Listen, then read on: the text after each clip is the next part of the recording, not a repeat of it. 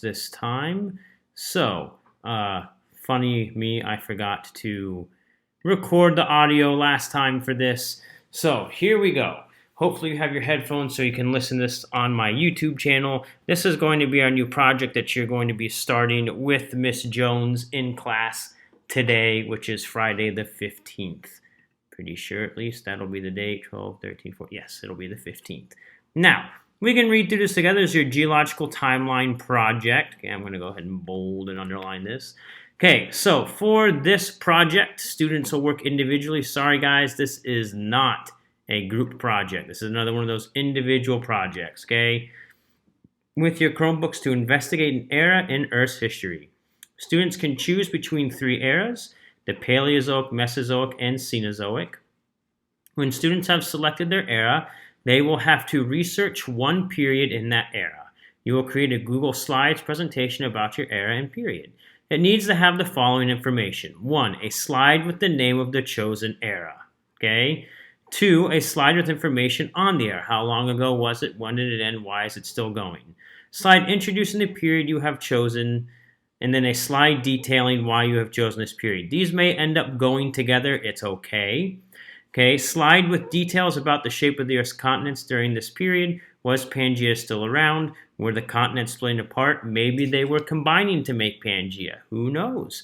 Slides about the life forms from this period. What did the animals look like? If you're doing dinosaurs, sometimes they got to look pretty interesting. What did the plants look like? Let's be honest, plants look kind of strange too. You looked outside, looked at trees without leaves on them, they look kind of weird. Okay, how did your period end? Was it a mass extinction? What caused it? Or is it still ongoing? For those of you that are looking at the current timeline, our period and era is still going on. And then a citation slide. Now, with anything like these 8 slides right here, it is up to you all what order you put these in. You don't even have to have the same amount of slides I do. You don't even have 8. I would say a healthy number would be between 6 and 12. Okay, I had some students last year that pushed 14, 15 slides, and I had some that struggled to get 6. It just depends on how you work on this project. Now, before I show you some examples, I do want to show you something, and it goes along with this citation slide right here. This project is going to be due on the 22nd, so a week from Friday. That's going to give us 5 days, which is technically going to be 4 because of the Wednesday, Thursday class issues. Now, if we don't get to present by next Friday, then we'll present the week of Thanksgiving. That's okay. It'll be the 2 days we take before Thanksgiving to present these. Okay? So, before we think about generating citations, we can use a website called Creative Commons. So I have it open up here.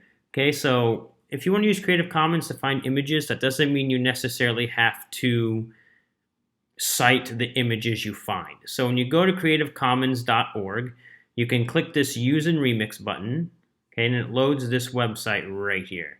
Now, if you want to, you hit click here to search the commons, and then images pop up. So let's see here. Browse by images. We'll just leave it the way it is, so we'll go back. And so say you want to do the ages of the dinosaurs. So we can do a Triceratops. I probably am spelling this wrong, okay? But if I look this up, it brings up some images of Triceratops. Now, these might not be the best images. Look at this dude right here. Boom, okay? These may not be the best images. Look, these look like some black and white things from some zoo type thing. But you can always load more to bring them out. But if you want to use these, you can copy and paste them and put them in your PowerPoint without citations, okay? Now, let's go to a good example of what I expect from this project. So this is Sophie Donahue. She's a current 7th grader. She's one who turned in last year. She got 100 on this project. So let me show you what hers looks like. So if we go into the present mode right here. Okay, so she's got this whole intro slide right here. She's got information on when it started, when did it end, how long it lasted for, what her period is all about, and why she chose this period. The Earth's continents, what was going on with them, okay?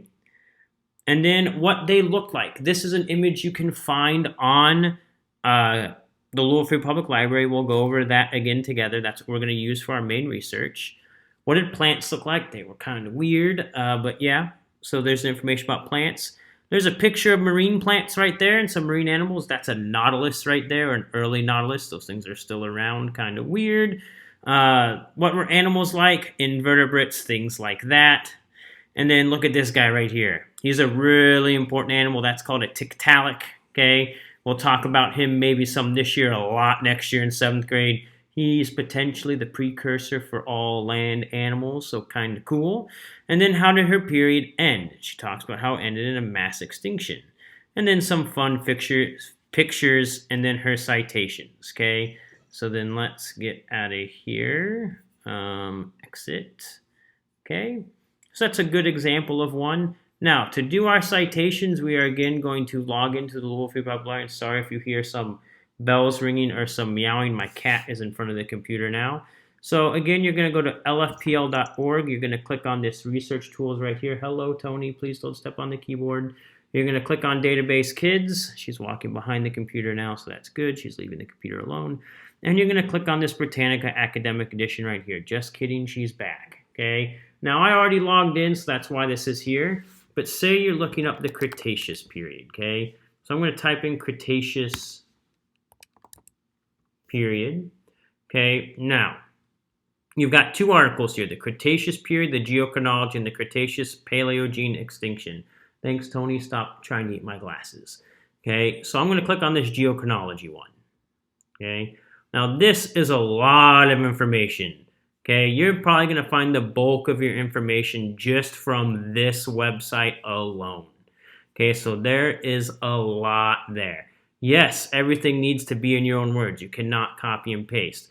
The only things you can copy and paste are the citation right here. So it's telling me I accessed this on November of 2019.